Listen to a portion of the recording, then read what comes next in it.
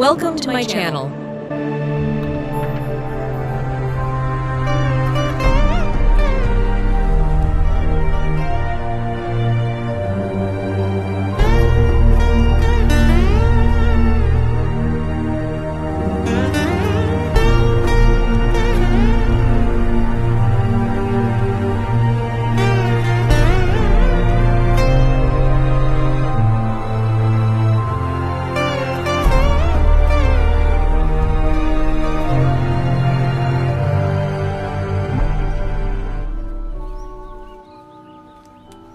हठ योग के पश्चात अब एक एक करके यम, नियम, आसन, प्राणायाम, प्रत्याहार, धारणा, ध्यान और समाधि, उन सब अष्टांग योग के अंग आपको सिद्ध करने होंगे।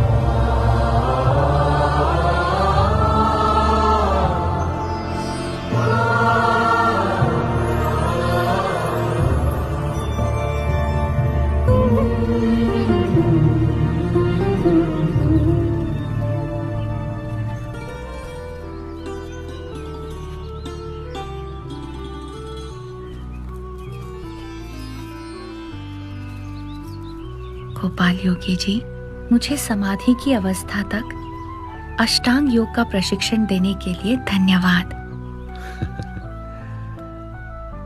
यह तो आपकी मनुष्य लीला है प्रभु, कि मुझे आपकी भक्ति का अवसर देने के लिए आपने 12 मास तक मुझसे अष्टांग योग की शिक्षा लेने का यह प्रसंग उपस्थित कर दिया।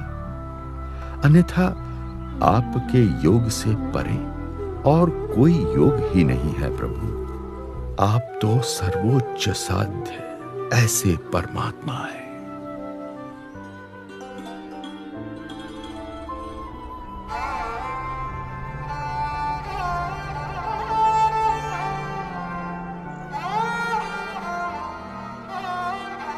अष्टांग योग सिद्ध करने के पश्चात भी मेरी साधना में जो अभाव रह गया हो वह दूर हो जाए, ऐसा मार्गदर्शन मुझे दीजिए प्रभु।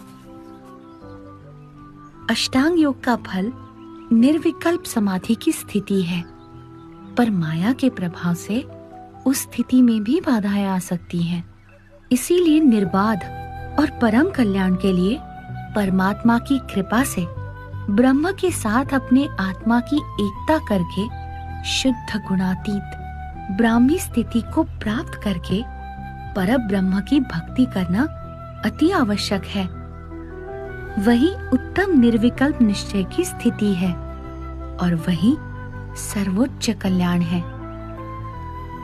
आपने अतिशय कृपा करके मुझे ऐसे दुर्लभ और नवीनतम दर्शन का प्रशिक्षण दिया है प्रभु। मेरे अंतर में आप ही का स्वरूप स्थित हो गया है नीलकंठवर्णी। मुझे देह भाव की विस्मृति हो रही है।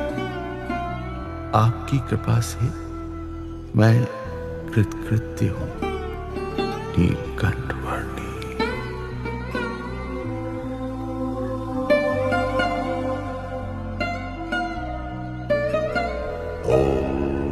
स्वतः अष्टांग योग सिद्ध कर लेने के पश्चात भी गोपाल योगी जी के लिए जो कुछ अपूर्ण रह गया था उसे वे नीलकंठ वर्णी के योग से प्राप्त कर पाए और परम कल्याण के मार्ग पर प्रयाण कर पाए।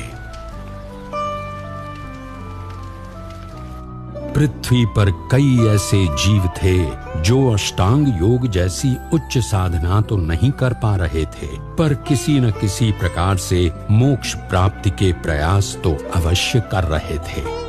नीलकंठ वर्णी चाहते थे कि हर एक जीव आत्यंतिक मोक्ष की परिभाषा से अवगत हो और परम कल्याण को प्राप्त हो।